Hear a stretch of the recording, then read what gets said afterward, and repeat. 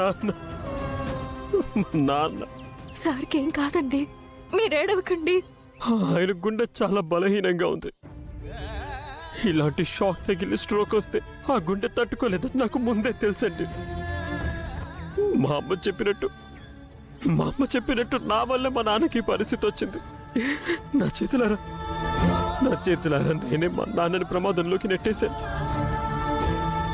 నన్ను నేను కూడా క్షమించుకోలేని తప్పు చేశాను.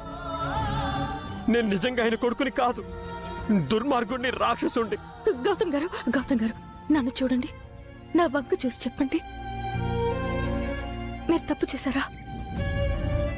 లేదండి, ఒక కొడుక్గా మీ నాన్నగారిని ఇన్నాళ్ళు కాపాడుకున్నారు. ఆయన మాట నిలబెట్టడానికి మీరు ఎంతో చేశారు. మీరు గొప్ప కొడుకండి.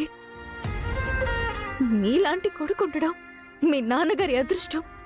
లేదండి, నేనొక మంచి కొడుకునైతే మా నాన్నకి ఈరోజు ఇలాంటి పరిస్థితి వచ్చేది కాదు.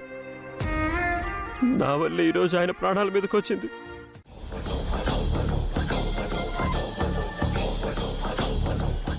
శభాష్ బేబీ, ఇప్పుడు నా కూతురు అనిపించావు. నాకు చాలా హ్యాపీగా ఉంది, పట్టరానంత సంతోషంగా ఉంది. మనల్ని 2 సార్లు అవమానించి ఏడిపించిన ఆ ఫ్యామిలీకి కుక్క కాటుకి చెప్పు దెబ్బలా స్ట్రాంగ్ కోటింగ్ ఇచ్చావు. ఆ ఫ్యామిలీ తలదించుకోవడమే కాదు, నేల కొరిగిపోయింది. నా ఈగో సాటిస్ఫై అయింది. యామిని, ఆల్రెడీ ఇంద్ర లేడన్న మాటకే వాళ్ళు సగం చచ్చిపోయారు. ఇంకా వాళ్ల గురించి ఎందుకు మాట్లాడుకోవడం? చేసిన పాపం ఊరికే పోదండి. వాళ్ళు నన్నెంత అవమానించారు, అది తిని ఎంతలా ఏడిపించారు. ఈ 6 నెలలు మనలో ఏ ఒక్కరైనా కడుపు నిండా అన్నం తిన్నారా, కంటి నిండా నిద్రపోయారా? నరకం అనుభవించాం కదండి. అలాగే ఈ రోజు కూడా వాళ్ళు మనల్ని మోసం చేయాలనుకున్నారు.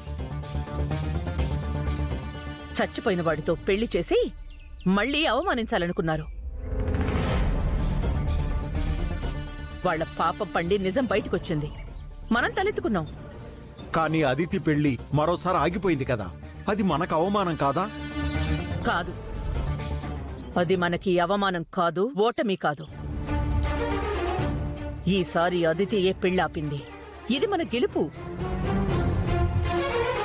నువ్వు చాలా గ్రేట్ బేబీ. ఇన్నాళ్ళు నువ్వు నా మాట వినలేదని చాలా బాధపడ్డాను, కోప్పడ్డాను. ఇప్పుడు నేను చూసి చాలా గర్వపడుతున్నాను. I'm proud of you.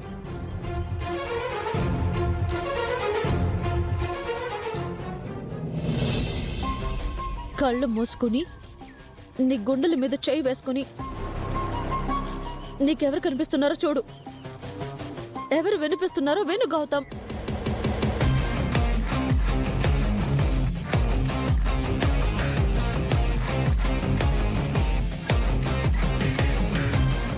నీ మనసులో నేనున్నానని అందరితో చెప్పు.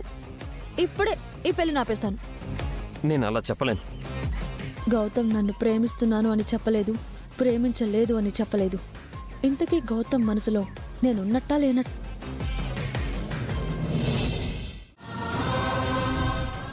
మా రక్తానికి మలినం అంటించాడు. ఆపండి బామ్మగారు, ఆపండి బామ్మగారు.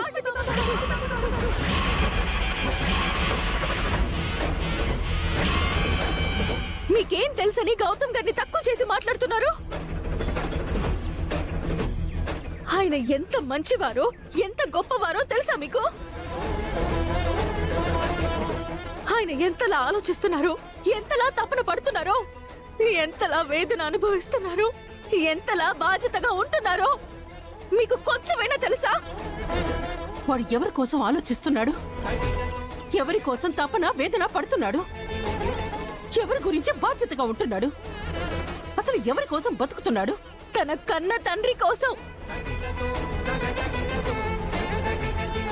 ఆ తండ్రి కన్న కళ కోసం. ఆ తండ్రిని బ్రతికించుకోవడం కోసం.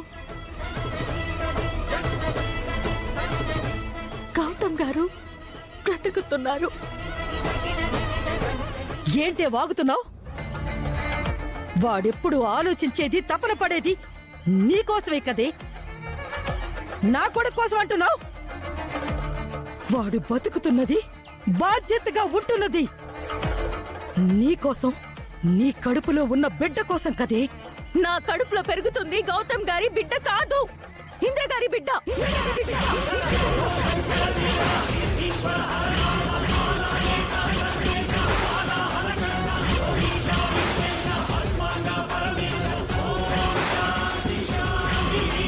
ఏంటమ్మా అన్నావ్?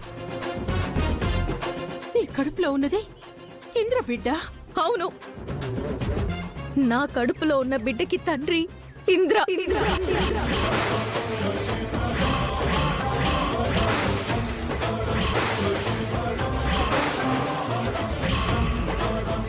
ఇంద్ర గారి వల్లే నేను తల్లినయ్యాను.